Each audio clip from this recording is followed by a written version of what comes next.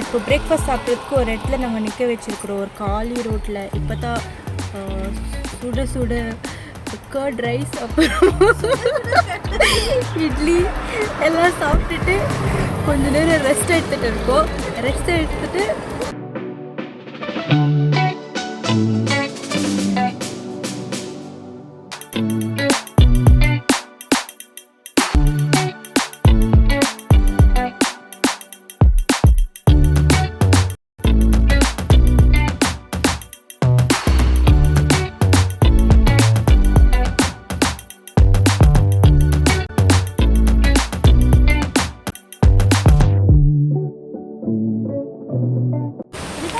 Jacket லைஃப்பை பாதுகாக்கும் ஒரு ஜாக்கெட்.